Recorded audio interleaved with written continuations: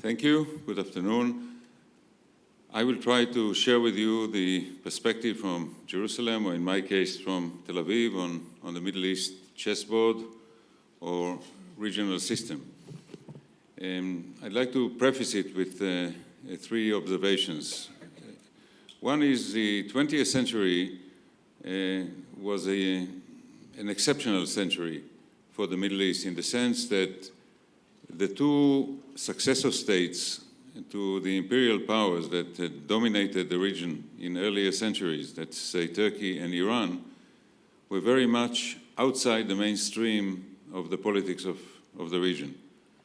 Turkey was looking westward to Europe mostly, and Iran was preoccupied with the Soviet threat, with regional issues, and on the whole, it not played a major role in the politics of the Middle East. That began to change with the Iranian Revolution of 1979 and has changed in recent years as the direction of Turkish policy has changed. We now have these two major states very much not just in the politics of the Middle East, but trying to shape, to some extent, dominate the politics of the Middle East, and that has made a very significant change in the regional setting of the Middle East.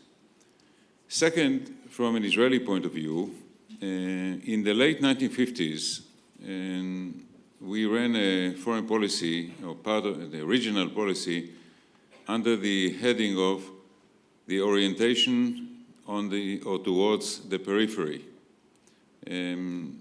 This was Israel and the Middle East of the 1950s, the depth or the height of the Arab-Israeli conflict, no prospect of an Arab-Israeli settlement, a sense of ongoing Arab hostility. And Israel, under David Ben-Gurion at the time, was looking for allies, were looking for props for conducting foreign policy. And it looked beyond the immediate circle around Israel, and it saw other pro-Western, anti-communist countries feeling threatened by the wave of revolutionary pan-Arab nationalism led by Gamal Abdel Nasser.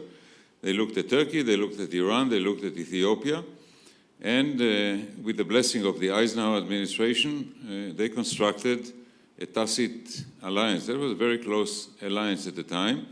Now, Turkey and Iran, of course, are not peripheral countries, but if you think that the core area of the Middle East is the Arab-Israeli part of the Middle East, then Turkey and Iran seem to be on the periphery of the region, and hence the nickname. In a way, this has been reversed in the peace process of the 70s and of the 90s. Israel made peace with Egypt and with Jordan, that went through mutual recognition with Palestinian nationalism, went quite a way towards at least sketching what Israeli-Syrian peace could look like.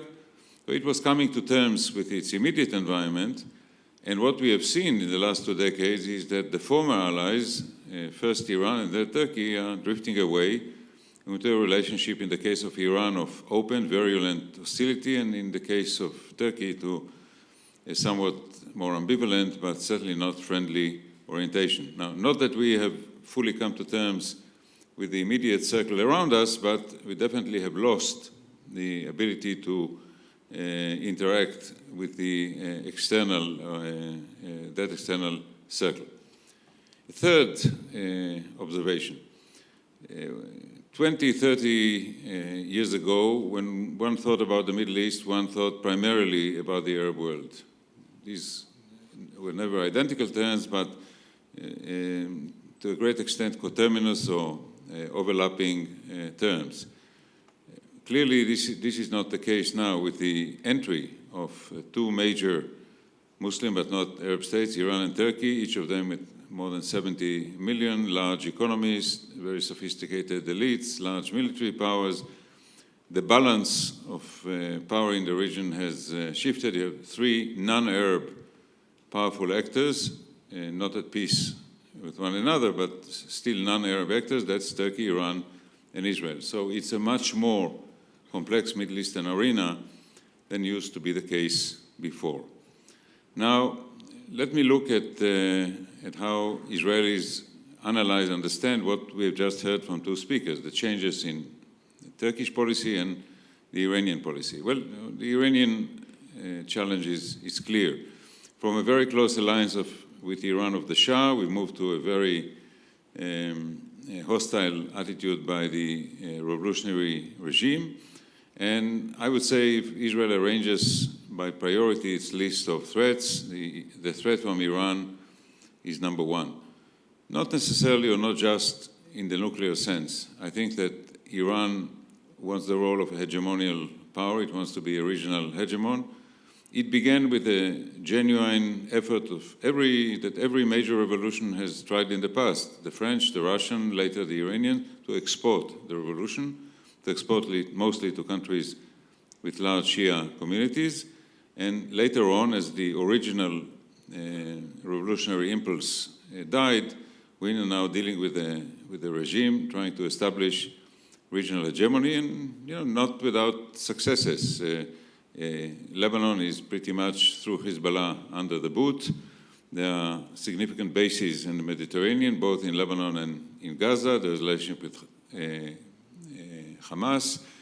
Syria used to be an ally and a partner, and I would say it changed under Bashar al-Assad from a relationship of equals to more of a patron-client relationship between Iran and Syria. And of course, we need to look closely at what happens in Iraq after the American withdrawal and what level of influence Iran will have over the Iraqi regime as it emerges out of the American occupation. But definitely a challenge. I would look at the nuclear issue in this context more in the sense of a nuclear umbrella. Let's try to think of what the current Iranian regime would do in the region when it has a nuclear umbrella. Countries that have a nuclear umbrella are not attacked. Had Saddam Hussein waited a few more years in 1990, Kuwait would still be occupied Iraqi territory because it would have had nuclear weapons. So I see in the context of this panel the quest for nuclear power as the quest for a nuclear umbrella that would further beef up the Iranian quest for hegemony.